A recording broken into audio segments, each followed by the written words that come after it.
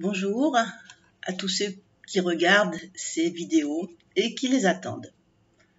Aujourd'hui, je vais vous parler de l'imagination et j'ai été la première surprise de voir arriver ce thème parmi les conseils de mes guides.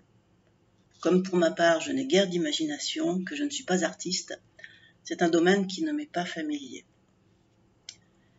J'ai dû prendre plusieurs jours pour faire cette vidéo parce que je n'en étais pas satisfaite.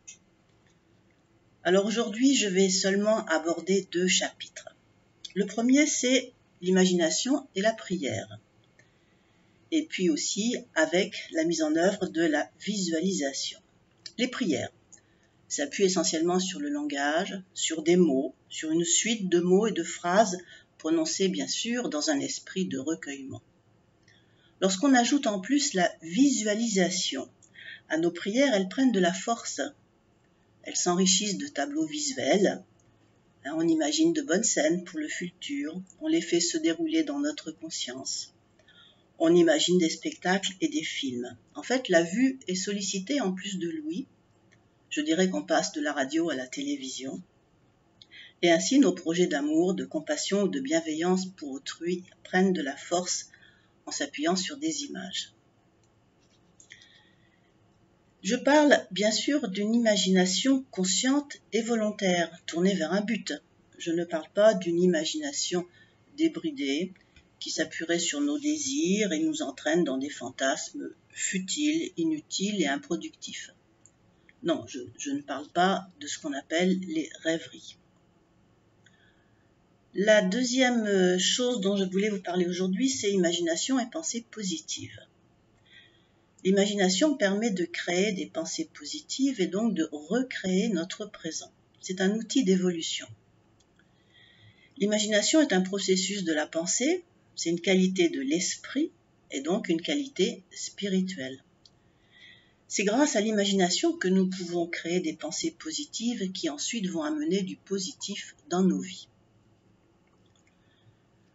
Le problème, c'est que avant de pouvoir imaginer des pensées positives, il nous faut nous défaire de ce qui encombre notre esprit. Et là, ce n'est pas une mince affaire. Nous gardons des mémoires négatives, nous gardons des contentieux avec certaines personnes ou avec certaines situations. Bref, il y a beaucoup de choses qui nous embêtent dans la vie. Nous conservons des rancunes, des griefs, des souvenirs de mauvaises relations, des souvenirs de trahison, de rejet, d'abandon, d'humiliation ou d'injustice. Et bien souvent, une fois que l'on en a pris conscience, on ne sait pas comment faire pour s'en débarrasser.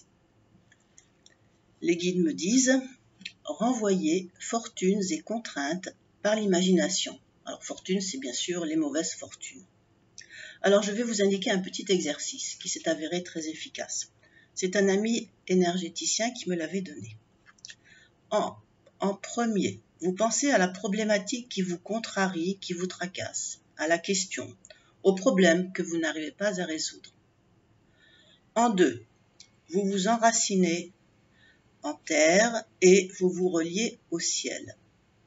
Alors, s'enraciner en terre, le mieux c'est d'être assis ou debout, mais les pieds posés à terre. Et on va imaginer des scénarios d'ancrage en terre. Alors très souvent, on vous dira d'imaginer des racines rouges qui plongent vers le centre de la terre. Alors chacun est libre d'imaginer ce qu'il veut.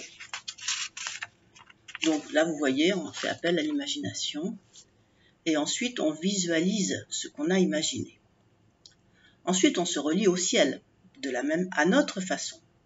On peut imaginer le 8e chakra qui est situé à 40 cm au-dessus de la tête. On peut penser à aligner tous ces chakras en direction du ciel, de là-haut. On peut penser à se relier à son âme, à son moi supérieur. Là encore, chacun invente son propre programme. 3. On appelle la lumière et on la place dans son cœur. Alors, on appelle la lumière soit en provenance des chakras supérieurs, de l'espace, du soleil, de l'éther ou de Dieu, ou alors on appelle des présences de lumière qui nous sont chères, avec lesquelles nous avons l'habitude de travailler. Notre ange gardien, des anges particuliers, des archanges, des saints, des figures saintes telles que le Christ, la Vierge Marie ou Bouddha. On peut également appeler des dévas qui sont de grands esprits de la nature, ou encore des défunts bien-aimés qui seraient montés dans la lumière et sans doute certains d'entre vous savent qu'ils sont assistés par certains de vos ancêtres. En fait, chacun choisit ce qui lui parle. En 4, on reprend la problématique qui était dans notre cerveau, dans notre mental, dans notre ego, et on la descend dans son cœur rempli de lumière ou de présence lumineuse. Mais disons qu'il faut procéder à un déplacement de votre problématique. Elle était dans le mental, elle va descendre dans le cœur qui là est illuminé de lumière. Et puis, on fait rien. On ne pense plus. On lâche prise. Je vous invite à voir ma vidéo sur le lâcher prise. On remercie les présences à l'avance afin qu'elles vous donnent des idées. Donc, vous voyez ma vidéo sur la gratitude. On peut remercier à l'avance sur tous les petits signes qui ne manqueront pas de venir en réponse à votre problématique. Ou bien il n'y en aura pas, ou bien il y en aura. Ne les attendez pas. Sachez qu'ils existent. Donc, vous voyez ma vidéo sur les petits signes de l'au-delà. Comme vous voyez, l'imagination a été mise à rude épreuve à plusieurs reprises. Alors, je connais, certains d'entre vous disent « mais moi, j'arrive pas à visualiser et à imaginer des scènes ». Bon, alors demandez-leur de se représenter la façade de leur maison ou de leur appartement et d'y mettre la porte et les fenêtres. Tout le monde sait faire. Imagination et recréation du présent. Alors j'aborde un autre chapitre. L'imagination est donc le processus qui permet de recréer notre présent. En fait, quand on avance vers l'éveil, on se rend compte que nous ne sommes pas tributaires des événements qui passent. Nous avons la capacité de les faire arriver, car l'univers répond à nos états d'âme. En fait, il cherche à nous conforter dans nos états d'âme. Notre état d'âme est comme un signal d'appel.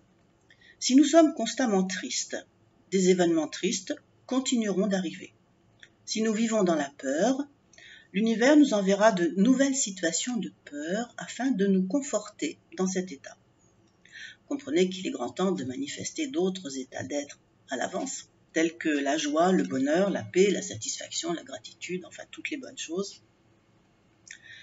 L'une des caractéristiques de l'être humain, c'est la création. Alors, plusieurs fois, au début, mes guides nous avaient appelés créateurs et je ne savais pas de qui ils parlaient jusqu'au moment où j'ai compris que c'était les êtres humains. Alors, un petit texte. Créez et imaginez-vous heureux, tout simplement. Sentez que vous êtes né et que vous ne savez rien, ni des idées, ni des religions. Créez et comprenez cette vision. Alors ce texte nous incite à ne pas avoir peur de repartir à zéro quelquefois. Parce que, en plus de nos traumas douloureux, nous devons apprendre à nous débarrasser de nos croyances vétustes. Pour cela, nous devons faire la part entre ce que nous dit notre ego et ce que nous dit notre cœur, notre âme ou notre moi supérieur. En fait, nous allons de prise de conscience en prise de conscience. C'est ce qu'on appelle l'éveil. Et vous êtes tous en chemin, sinon vous ne seriez pas incarnés à cette époque sur Terre. Et je vais vous laisser sur un dernier petit texte. Parsemez de fleurs votre intérieur. Souriez à votre imagination. Enrichissez-la d'un cœur fervent et soyez attentifs à ce que nous vous envoyons. Signes, intuitions, messages. Apprenez que l'amour conduit les cœurs. Soyez bénis et que l'amour guide toujours votre cœur.